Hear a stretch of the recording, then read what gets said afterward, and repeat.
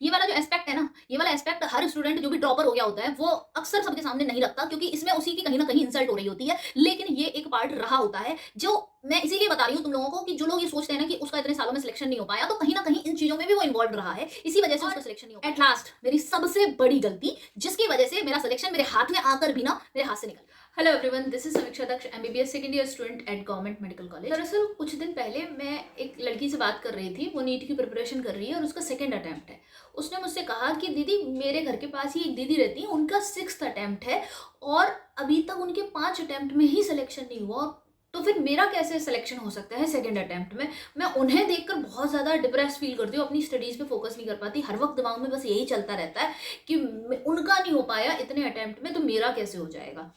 तो उसकी ये बात सुन के मुझे ये लगा कि ये सवाल सिर्फ उसके दिमाग में नहीं आता होगा, बहुत सारे बच्चों के दिमाग में आता होगा। इसीलिए आज इस वीडियो के थ्रू मैं तुम्हें ये बताने वाली हूँ कि जिन लोगों का लेट सिलेक्शन हुआ है 5th अटेम्प्ट में, 6th अटेम्प्ट में, तो वो कहीं ना कहीं उनके साथ क्या प्रॉब्लम्स रही हैं, और मेरा भी लेट सिलेक्शन हुआ है तो मैंने क्या गलतियां की थी जिसकी वजह से मैं 6th अटेम्प्ट में मेरा सिलेक्शन हो पाया और मैं इतना लंबा मेरे को ड्रॉप ईयर मिला। अपने नीट के अटेम्प्ट दे रही हूँ, पर मेरे पहले दूसरे अटेम्प्ट में मुझे यही नहीं पता था कि नीट का सिलेबस क्या है। तो मैं पहले ये जानना जरूरी है कि नीट का सिलेबस क्या होता है और उस सिलेबस से प्रीवियस ईयर क्वेश्चंस कैसे आते हैं, सबसे पहली चीज। तभी तो कि कोई कोई बोलने लग जाएगा इस तरीके का क्वेश्चन कर लो। जब तुम नीट का सिलेबस जानोगे और फिर उस पर बेस देखोगे कि कैसे प्रीवियस ईयर क्वेश्चन आते हैं, तभी तो हमें ये पता चलेगा कि नीट में आता क्या है। तभी क्या होता है कि बच्चे ये देखते नहीं है, कोई भी आता है उन्हें और उन्हें बना देता है कि देख देख ये वाले क्वेश्चन कर ले, इस बुक से पढ़ ले, उस बुक से पढ़ ले, और बस हो गया टाइम वेस्ट। नेक्स्ट मेरी क्या गलती रही थी कि मैंने एनसीईआरटी फॉलो नहीं की थी। मैं हमेशा की वही चीज है कि किसी टीचर ने बोल दिया कि वो बुक खरीद लाओ, वो बुक खरीद लाई है, तो बुक्स का बहुत अच्छा खासा कलेक्शन हो गया मेरे पास। और एनसीईआरटी को तो पढ़ता ही नहीं है, पतली सी किताब है ना, उसमें क्या दिया होगा, उसमें इतना नीट का इतना बड़ा एग्जाम इतनी पतली सी किताब से कैसे निकलेगा, लेकिन वो उतनी पतली सी किताब से ही निकलता है ना।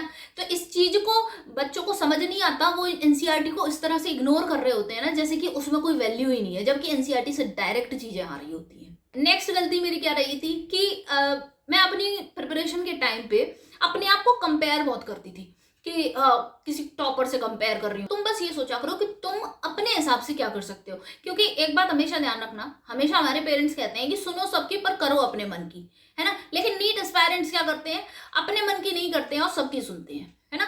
इसलिए प्लीज इस बात को समझो कि तुमने सुन लिया सबका, लेकिन अब प्लान जो तुम्हें अपने अकॉर्डिंग बनाना है वो अभी अपने अकॉर्डिंग ही बैठ के बनाना है। फोन रखो साइड में और बनाओ खुद से प्लान।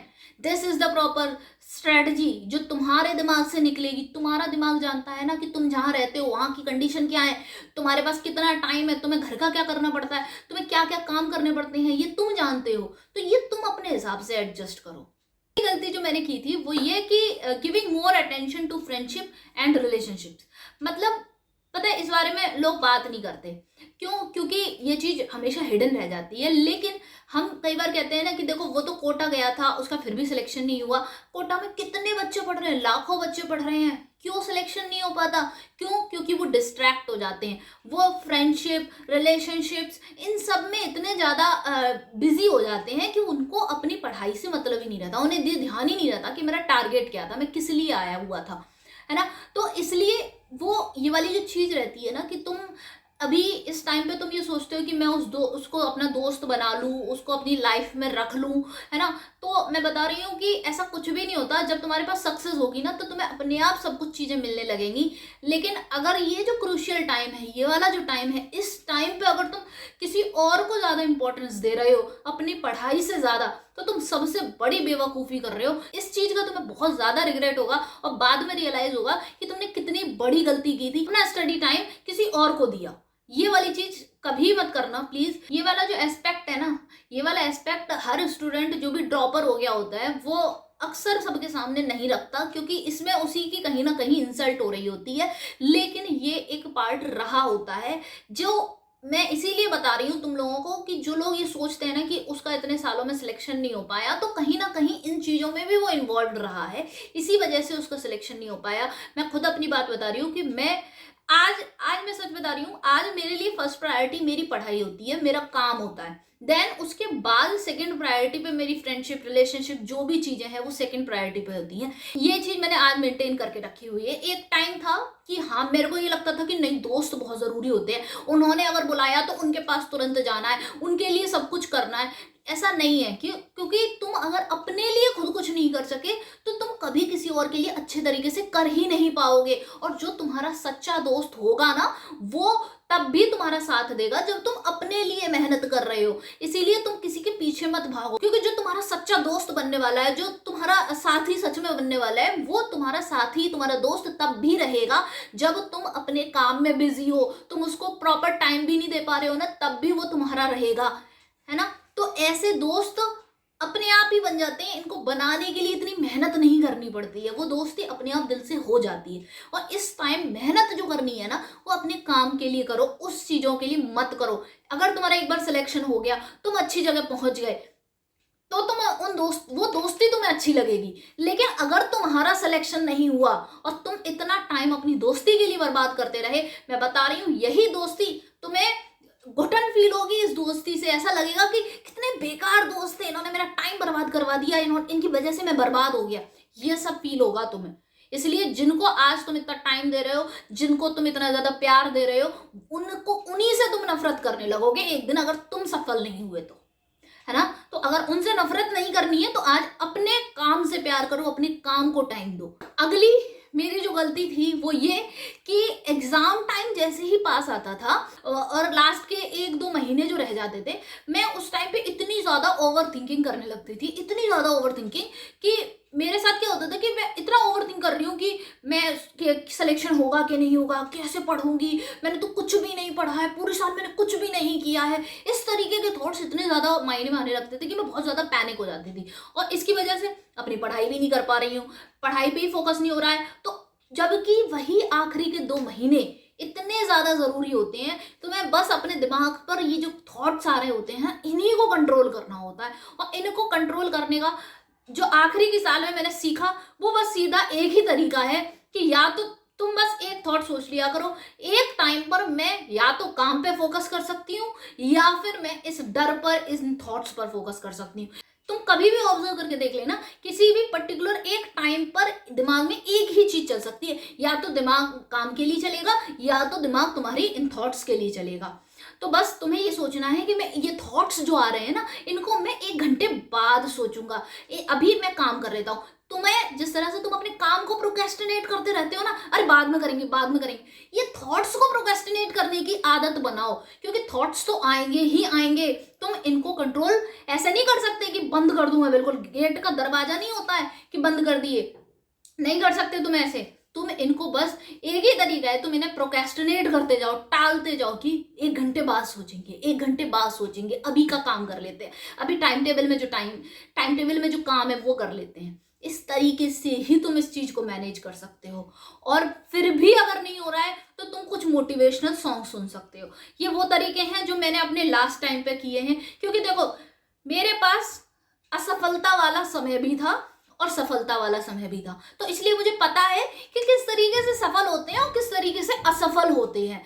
इसीलिए जो बातें बता रही हूँ वो खुद की ही बातें हैं। और एट लास्ट मेरी सबसे बड़ी गलती, जिसकी वजह से मेरा सिलेक्शन मेरे हाथ में आकर भी ना मेरे हाथ से निकल गया, और वो मेरी सबसे बड़ी गलती थी कि नीट 2019 के एग्जाम में जब मैं पेपर कर रही थी, और पेपर करते टाइम पहले बायोलॉजी का किया, फिर केमिस्ट्री का किया, और केमिस्ट्री के जब देखा कि सारे होते जा रहे हैं, सारे होते जा रहे हैं, तो एक बार ऐसा होता है ना कि तुम क्वेश्चन अटेम्प्ट कर रहे हो, तुम्हें पता चल जाता है हाँ ये सही है, इसका आंसर यही है। तो ऐसी वाली चीज सभी क्वेश्चंस के साथ होती जा रही थी, तो इतना ज्यादा खुशी होने लगी कि यार इस साल मतलब हो जाएगा, बिल्कुल हो जाएगा, और मतलब अब तो हो ही गया बिल्कुल।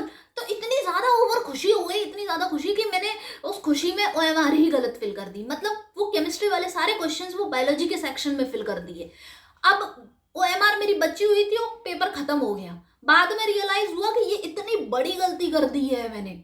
इसीलिए इस चीज से मैंने हमेशा, इस चीज के बाद मैंने ये सीखा कि कभी भी कुछ भी अच्छा चल रहा है तुम्हारी लाइफ में तो बहुत ज्यादा खुश मत होना, बहुत ज्यादा खुश कभी मत होना, और कभी भी बुरा चल रहा है लाइफ में तो बहुत ज्यादा दुखी मत होना। जब भी बहुत ज़्यादा बहुत कम वाली चीज़ चल रही हो कुछ भी लाइफ में, तब ये ट्राई करना नहीं। मैं इस टाइम मुझे नॉर्मल रहना बहुत ज़रूरी है, इस टाइम नॉर्मल रहना बहुत ज़रूरी है, क्योंकि अगर मैं इस टाइम अपनी नॉर्मल स्टेट से ऊपर नीचे गया तो गड़बड़ हो जाएगी।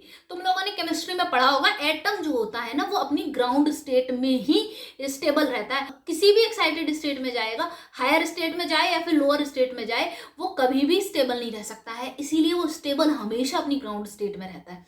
तो इसीलिए अपनी नॉर्मल स्टेट में, ग्राउंड स्टेट में रहने की कोशिश किया करो, क्योंकि अगर तुम एक्साइटेड होगे, अगर तुम डिप्रेस होगे तो अपना बेस्ट नहीं दे पाओगे, है ना। इसीलिए मैं हमेशा सोचती हूँ कि कभी भी कुछ अच्छा हो जाए, नहीं, इतना भी खुश नहीं होना, ठीक है। क्योंकि ये जो अच्छा हो रहा है, ये बहुत टाइम तक के लिए नहीं है ना। और जो बुरा हो रहा है वो भी बहुत टाइम तक के लिए नहीं है। इसीलिए इन चीज़ों को समझो।